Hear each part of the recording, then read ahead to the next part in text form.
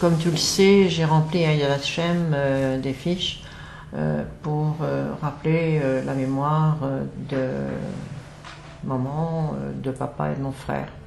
Aujourd'hui, donc le 22 novembre, pour la première fois, ces bases de données sont accessibles à tous et c'est vraiment épatant, formidable, parce que les gens pourront sûrement retrouver des personnes qui ont disparu, dont ils ne savaient rien, et puis surtout la mémoire de ces millions de juifs assassinés sera comme ça pérennisée. Moi je me dis que même si mes parents n'ont jamais été en Israël, leur mémoire est là-bas, grâce à Yad Vashem, sûre de rester pendant des centaines d'années.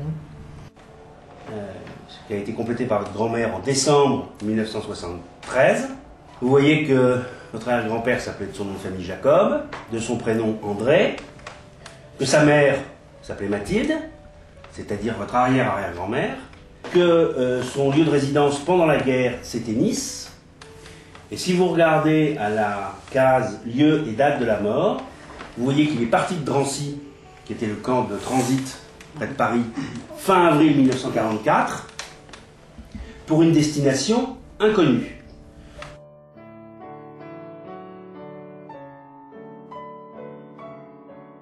Non, c'était le frère de maman, hein.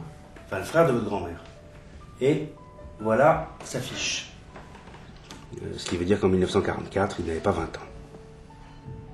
On sait le jour où il a été déporté et puis plus rien.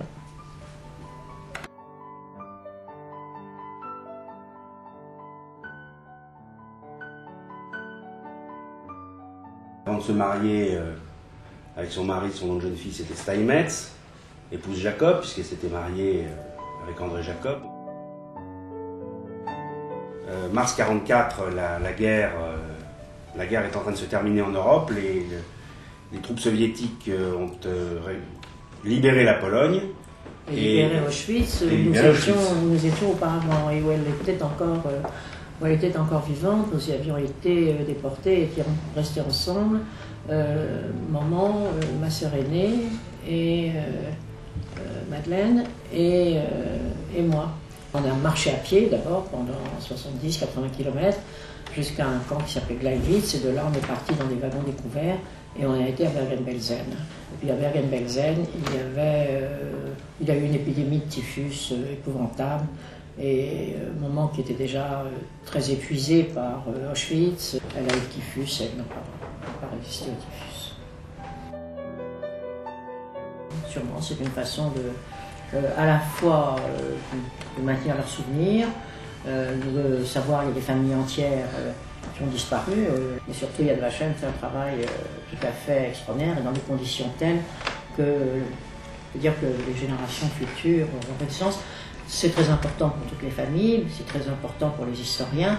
Je dirais aussi que c'est tout à fait essentiel pour combattre ceux qui sont tentés de mettre en doute la réalité de la Shoah, son importance, le nombre de gens qui ont été tués, à partir du moment où ils sont identifiés de façon aussi précise, avec des photos, avec des indications de ce genre. Le mensonge, évidemment, ne peut pas... devient plus compliqué encore. Difficile.